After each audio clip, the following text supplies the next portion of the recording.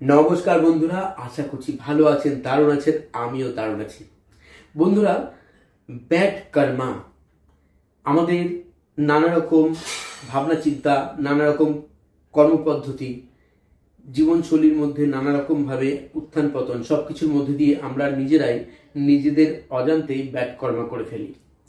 তো সেই ব্যাড কর্মাগুলো কিন্তু আমাদের ভোগ করতে হয় তার প্রতিফল। আমরা যারা রাস্তাঘাটে যাচ্ছি, যাতায়াত করতে করতে হয়তো কখনো কাউকে ধাক্কা দিয়ে দিলাম, নিজের অজান্তে নিজেই হয়তো ধাক্কা দিয়ে দিয়েছি, কিন্তু অন্যায়ভাবে তাকে কটু কথা শোনালাম যার সঙ্গে ধাক্কা লাগলো, এবং সেই ব্যক্তি মুখ বুজে সহ্য করলো, কিছু বলল না, কিন্তু মনে মনে কিন্তু তার খারাপ লাগলো, মনে মনে কিন্তু তার অভিশাপ পেলাম। এটা যেমন একটা ব্যাড কর্ম।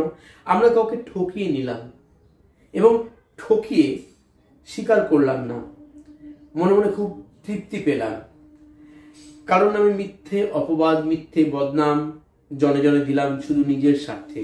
এরকম কিন্তু আমাদের মধ্যে অনেকেই আছে, আমরা করে থাকি।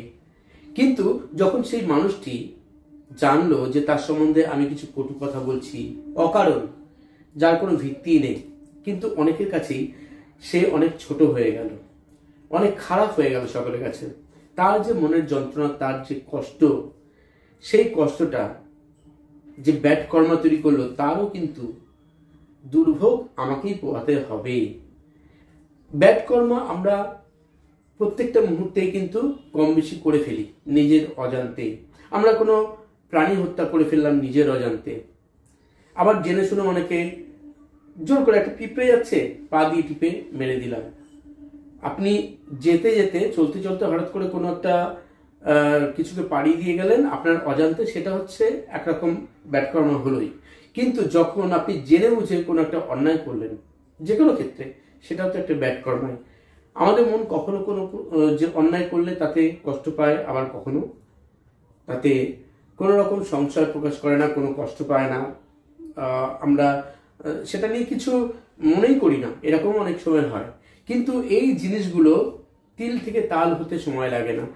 প্রতিদিন আমরা এরকম ছোট ছোট এক একটা অন্যায়, বড় বড় এক একটা ভুল করে আমরা ভাবি যে চলে গেছে, এটা সেটা হয়ে গেছে, ছেড়ে দাও, কিন্তু তার থেকে কিন্তু ব্যাড কর্মগুলো তৈরি হয়।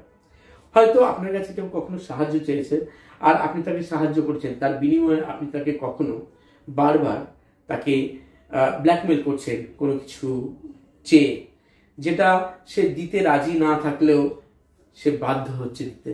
আমরা নানা রকম ভাবে মানুষকে মিস ইউজ করি, যেটা আমাদের মোটেই উচিত নয়। আজকে কেন এই কথাগুলো বলছি, তার কারণ হচ্ছে এই ব্যাড কর্মগুলো থেকে বেরিয়ে আসতে আমরা নিজেরাই পারি। আমরা আমাদের মনকে, আমাদের যে বিবেক, সেই বিবেককে যদি ঠিকভাবে, সচেতন ভাবে সে যখন আমাদের গাইড করে, সেই কথাগুলো যদি শুনে চলি, তাহলে আমাদের দ্বারা অনেক ভুল ভ্রান্তিগুলো হবে না, আর তখন কিন্তু অনেক মানুষই আমাদের থেকে কষ্ট পাবে না, এবং যথাযথভাবে তার যে যোগ্যতা, তার যে পাওয়ার কিছু আছে আমাদের কাছে, যোগ্য সম্মান, সেটা কিন্তু আমাদের কাছ থেকে তারা পাবে। সমাজে অনেকে আমরা ভালো থাকতে পারবো, ভালো রাখতে পারবো অন্যদেরকে। তাই এই প্রসঙ্গে বলবো যে যদি কখনো বুঝতে পারেন যে আপনি ভুল করছেন, কোনো অন্যায় করছেন, কারোর সঙ্গে কোনোভাবে কাউকে ঠকিয়ে ফেলেছেন, বা আপনার দ্বারা হয়তো স্বেচ্ছাকৃতভাবে নয় কিন্তু পরোক্ষভাবেও আপনি তার মধ্যে জড়িত হয়ে গেছেন, তাহলে চেষ্টা করবেন সেই ভুলটাকে ভেঙে দেওয়া, সেই অন্যায়টাকে খণ্ডন করার। সেই মানুষটা যেন প্রকৃত বিচার পায়, তার জন্য চেষ্টা করবেন।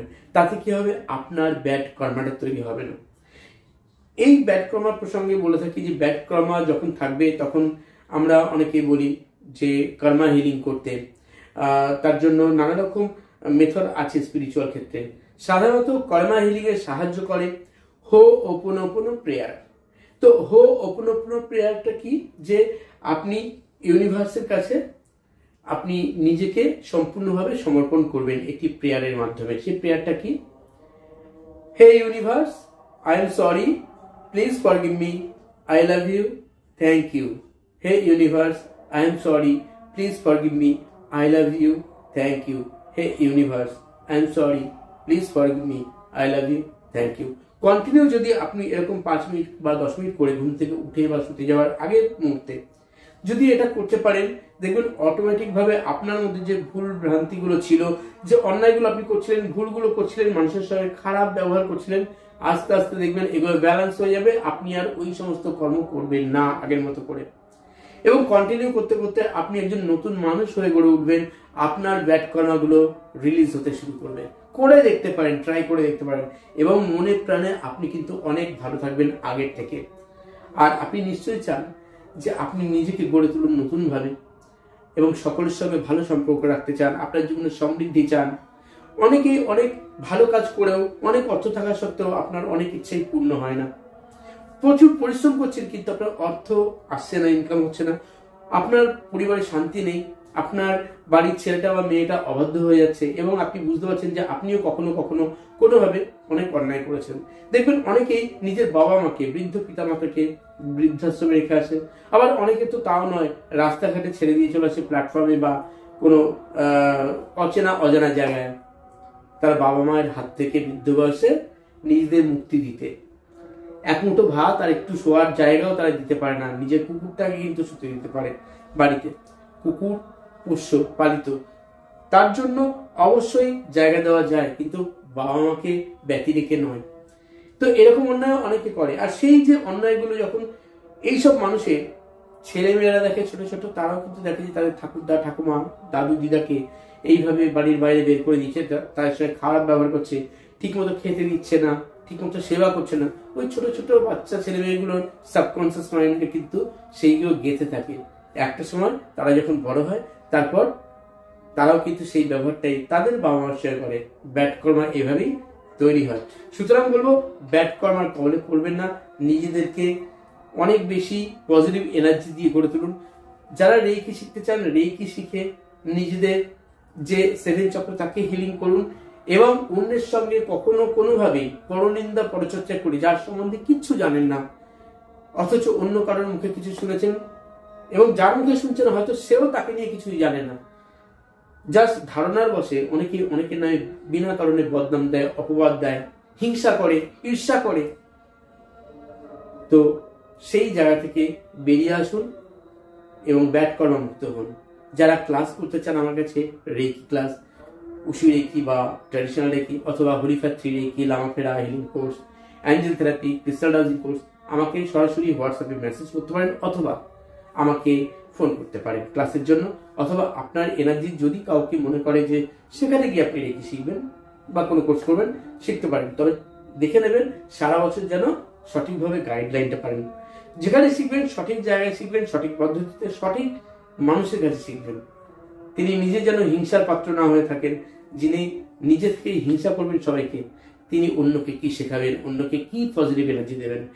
তো সবাই ভালো থাকুন, সবাই সুস্থ থাকুন। আর যদি তবে যারা একদম নতুন চ্যানেলকে সাবস্ক্রাইব করতে ভুলবেন না। ধন্যবাদ।